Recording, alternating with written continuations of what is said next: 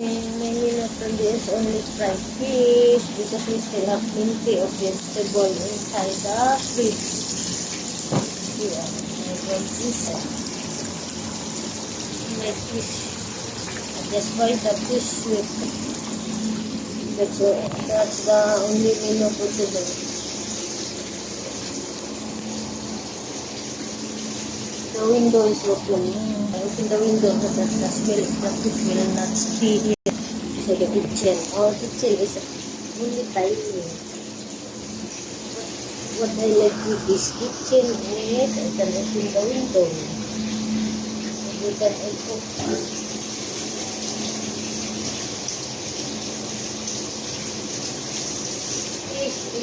Fish and iodine immediately fatty acid.